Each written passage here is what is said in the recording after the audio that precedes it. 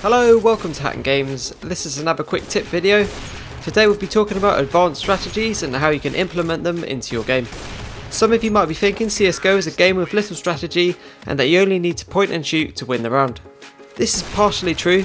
Having good aim will certainly help, but once you start facing opponents that have reached the same level of aim as you, the in-game strategy comes into play and will often determine what team wins.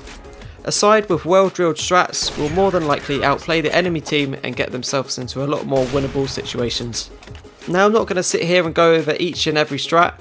Instead, I'll briefly show you what you can do to form a strat of your own and how to use it with your team in a match.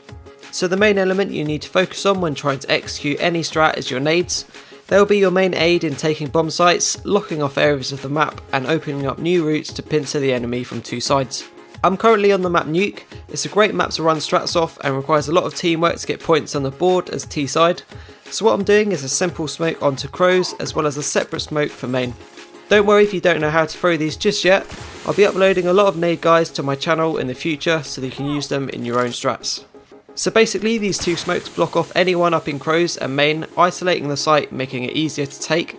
When running a strat you always want to make sure you isolate the site. This just means cutting off two or more players from their team and taking them out to open up the map. What we've seen so far is just the smokes, but you want to make sure you are making good use of your flashbangs when entering a site. Simple pop flashes that the enemy can't dodge are always good. On Nuke you can flash your teammates in using the skylights.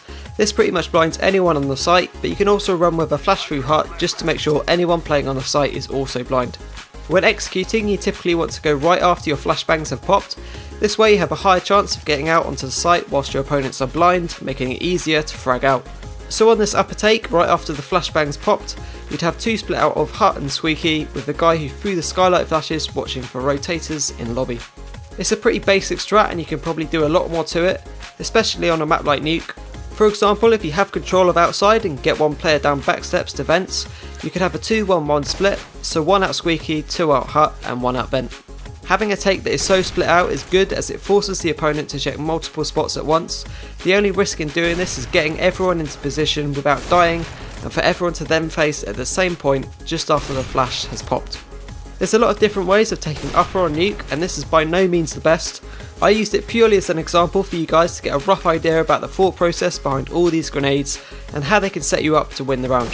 At the end of the day it all depends on how the enemy team is playing and you should adapt your strategy accordingly. Teams will often have a default strat which they run just to feel out how the enemy team is playing their positions.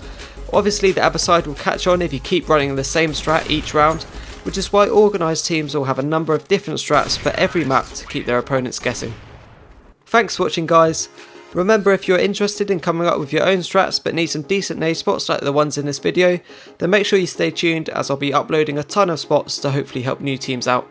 If you missed my last two videos you can check them out here. On the top we have the previous episode of quick tips on what gun to buy, and on the bottom we have a live match on the map Mirage. Again, thanks for watching and I'll see you next time.